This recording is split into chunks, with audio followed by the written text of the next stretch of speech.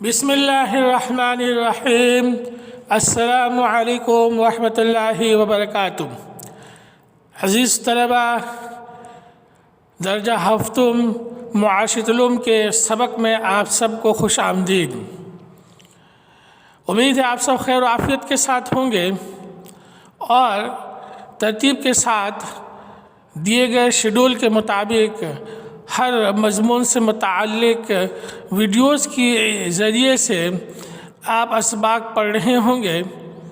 آپ سے گزارش ہے کہ ہر سبق کو ایک سے زائد مرتبہ دیکھا کریں اور ان میں موجود اہم نکات کو نوٹ کر لیا کریں اور پھر انہیں وقتاً فوقتاً دہراتے رہیں۔ اس طرح آپ سبق کو زیادہ عرصے تک یاد رکھ سکیں گے اور سبق سے بہتر طور پر فائدہ بھی حاصل کر سکیں گے۔ اسی کے ساتھ آپ سے یہ بھی گزارش ہے کہ معاشرت العلوم کے سبق نمبر 1 کے مختصر اور بیانیہ سوالات کے جو جوابات بتائے گئے تھے، آپ انہیں لازمی جرنل پر تحریر کر لیں، بلکہ امید ہے کہ آپ تحریر کر چکے ہوں گے۔ اب آپ سے یہ گزارش ہے کہ آپ ان جوابات کو یاد کر لیجئے تاکہ جب جماعتی تدریس کا عمل شروع ہو تو آپ پہلے سے تیاری کر چکے ہوں۔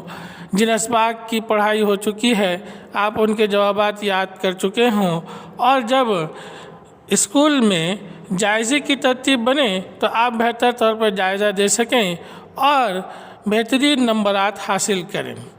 امید ہے آپ ان گزارشات پر عمل کریں گے اور موجودہ طریقہ کار کے تحت تعلیمی عمل سے بھرپور فائدہ اٹھائیں گے۔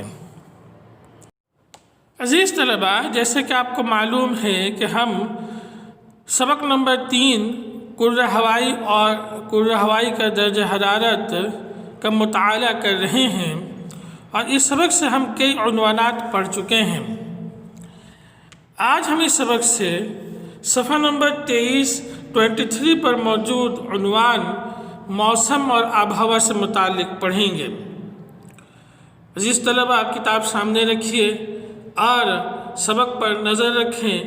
اہم نکات کو، اہم پوائنٹس کو ہائی لائٹ کریں، پینسل کی مدد سے نشان لگائیں اور پھر انہیں رف کاپی پر نوٹ کر کے لازمی یاد کریں گے۔ آئیے آج کے سبق ہم شروع کرتے ہیں۔ عزیز طلبہ، موسم کو انگریزی میں ویدر کہا جاتا ہے۔ یہ اصطلاح کسی جگہ پر کرۂ ہوائی کے مختلف اجزاء کی تھوڑی دیر تک کی حالت کو بیان کرنے کے لیے استعمال کی جاتی ہے۔ عزیز طلبہ، کرۂ ہوائی گیسوں پر مشتمل ہے اور ساتھ ہی ان میں کئی اور دیگر اجزاء بھی شامل ہیں۔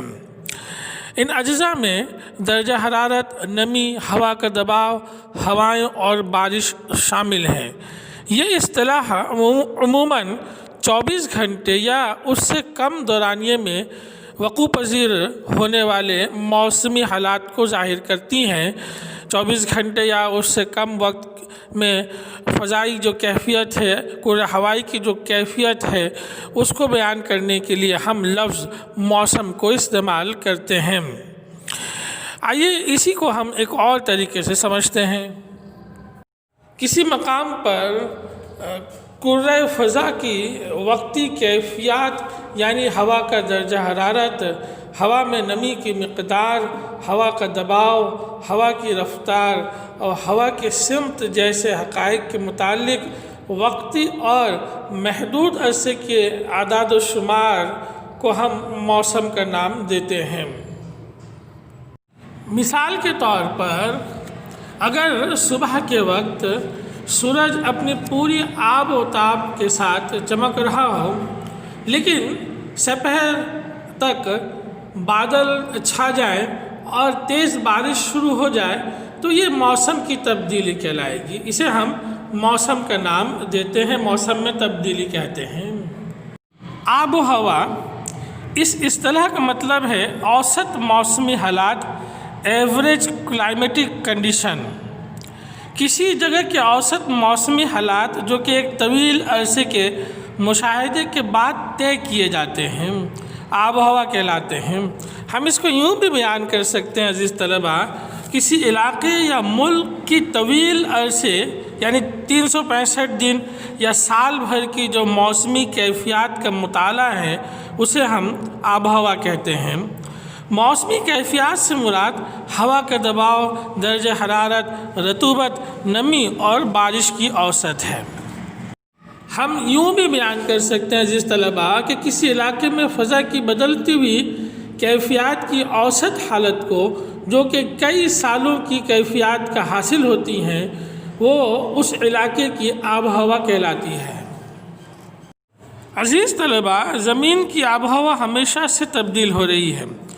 بعض اوقات یہ تبدیلی معمولی ہوتی ہے جیسے خشک گرمیاں اور مرطوب سردیاں۔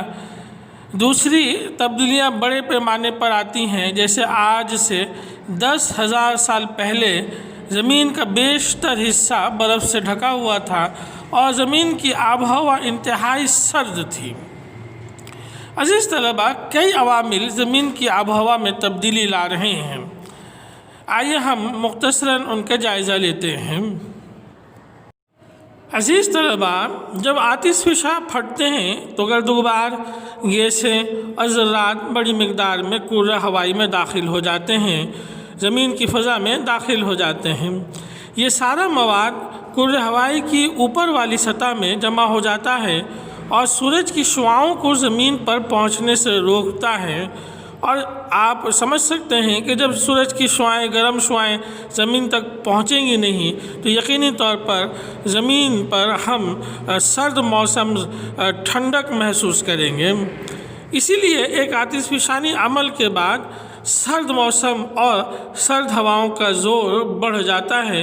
اس طرح ہم اس علاقے میں جہاں آتش فشانی عمل جاری ہے موسم کی تبدیلی کو واضح طور پر نوٹ کر سکتے ہیں۔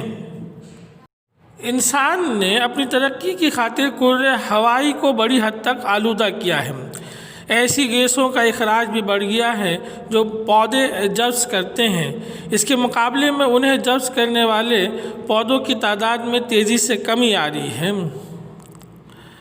ان گیسوں کی مقدار کرۂ ہوائی میں بڑھ رہی ہے۔ اس کے علاوہ بڑے بڑے تعمیراتی کام مثلاً سڑکیں، ریلوے لائن، عمارتیں، ڈیم وغیرہ بناتے ہوئے مٹی تباہ ہو جاتی ہے اور یہ سارے ذرات کرۂ ہوائی میں داخل ہو جاتے ہیں اور کرۂ ہوائی کو آلودہ کرتے ہیں۔ اس کی وجہ سے بھی موسمی تبدیلیاں رونما ہو رہی ہیں۔ وہ گیسیں جو کہ فضا میں جمع ہو کر سورج کی گرم کرنوں کو منعکس ہونے سے روکتی ہیں، انہیں ہم گرین ہاؤس گیسز کہتے ہیں۔ اسی طریقے سے گرین ہاؤس ایفیکٹ بھی انہی گرین ہاؤس گیسز سے منسلک ایک اصطلاح ہے اور گلوبل وارمنگ کے ساتھ اسے منسلک کیا جاتا ہے۔ عزیز طلباء، گرین ہاؤس شیشے کے بنے ہوئے ایسے مکان کو کہتے ہیں جس میں پودے اگائے جاتے ہیں۔ عزیز طلباء، دراصل ترقی یافتہ ممالک جہاں درجہ حرارت کم ہوتا ہے، خاص طور پر یورپ، کینیڈا اور امریکہ کی کچھ ریاستوں میں جہاں درجہ حرارت کم ہوتا ہے، زیادہ وقت سرد رہتا ہے، کاشتکاری کے لیے موسم مناسب نہیں ہے، تو وہاں کے لوگ گرین ہاؤسز بناتے ہیں۔ اور اس کے بنانے کی بنیادی وجہ یہ ہے کہ ایک ایسی صورت فراہم کی جائے، فصلوں کی تیاری میں موسم کی ایک مصنوعی صورت تیار کی جائے، پودوں کو فراہم کریں تاکہ پودے نشوونما پائیں اور ان ممالک کے لوگ اپنے لیے فصلوں کے حصول کو ممکن بنا سکیں۔ عزیز طلباء، گرین ہاؤس میں جو شیشے استعمال کرتے ہیں، شیشوں کو استعمال کر کے تیار کرتے ہیں، ان شیشوں کے اندرونی سطح پر خاص قسم کا مادہ لگایا جاتا ہے جس کی وجہ سے سورج کی روشنی گرین ہاؤس کے اندر داخل ہو جاتی ہے لیکن باہر نہیں نکل پاتی۔ اس طرح گرین ہاؤس کا درجہ حرارت بلند رہتا ہے، برقرار رہتا ہے اور فصلوں کی نشوونما ٹھیک طریقے سے ہوتی ہے، پودوں کی نشوونما ٹھیک طریقے سے ہوتی ہے۔ یوں اس طریقہ کار کو استعمال کر کے سرد ممالک کے اندر اب یہ کامیابی حاصل ہو گئی ہے کہ کاشتکاری کے عمل سے وہ اپنی خوراک کی ضرورتوں کو پورا کرنے کے قابل ہو گئے ہیں۔ اسی طرح کرۂ ہوائی میں گرین ہاؤس ایفیکٹ کا مطلب یہ ہے کہ کاربن ڈائی آکسائڈ کی بڑھتی ہوئی مقدار نے کرۂ ہوائی کی سب سے بالائی تہہ کو، اوپری تہہ کو ایک گرین ہاؤس جیسا بنا دیا ہے۔ جیسے گرین ہاؤس کے اندر جب درجہ حرارت یعنی سورج کی کرنیں اور روشنی داخل ہو جاتی ہے اور گرم کرنیں پھر باہر نہیں نکل پاتی، اسی طریقے سے گرین ہاؤس ایفیکٹ میں زمین کی جو فضا ہے اس میں ایسی گیسیں شامل ہو گئی ہیں، خاص طور پر کاربن ڈائی آکسائڈ، کہ جو سورج سے منعکس ہونے والی جو گرم کرنیں ہیں انہیں واپس جانے سے روکتی ہے، اور اس طرح فضا کی درجہ حرارت میں ہم اضافے کو نوٹ کرتے ہیں، اور یہی فضا کے درجہ حرارت جب بڑھنے کا عمل ہوتا ہے تو اس کا اثر زمین پر پڑتا ہے، اور زمین کے درجہ حرارت میں بھی زبردست اضافے کی صورت بنتی جا رہی ہے۔ زمین کی تپش میں اضافہ ہم نوٹ کر رہے ہیں۔ اس تمام صورتحال کو دراصل ہم گرین ہاؤس ایفیکٹ کا نام دیتے ہیں۔ کاربن ڈائی آکسائڈ کی خاصیت ہے کہ یہ ایک ایسی گیس ہے جو حرارت کو جذب کر لیتی ہے۔ یہ گیس چونکہ ہوا سے ہلکی ہوتی ہے اس لیے کرۂ ہوائی کے سب سے بالائی تہہ کے اوپر والے حصے میں اکٹھی ہو جاتی ہے۔ اس کے بعد سورج کی روشنی تو زمین تک پہنچتی ہے، لیکن زمین سے خارج ہونے والی حرارت کو کاربن ڈائی آکسائڈ کرۂ ہوائی میں قید کر دیتی ہے، اور یہ حرارت کرۂ ہوائی میں گھومتی رہتی ہے۔ اس طرح عزیز طلبہ، ہماری زمین کا اوسط درجہ حرارت ایوریج ٹیمپریچر بڑھ جاتا ہے۔ یوں عزیز طلبہ، یہ تینوں عوامل یعنی آتش فشانی عمل، کرۂ ہوائی کی آلودگی اور گرین ہاؤس ایفیکٹ کی وجہ سے زمین کی آب و ہوا میں تیزی کے ساتھ تبدیلی رونما ہو رہی ہے۔ عزیز طلبہ، آج کے سبق یہیں تک۔ انشاءاللہ تعالی اگلے سبق میں ہم اس سبق سے مزید عنوانات پڑھیں گے۔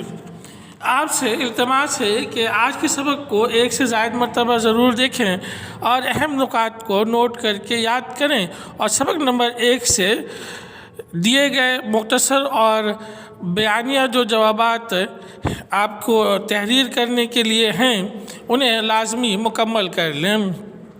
اگلے سبق کے ساتھ پھر حاضر خدمت ہوں گے۔ آپ سب کا بہت بہت شکریہ۔ السلام علیکم ورحمۃ اللہ وبرکاتہ۔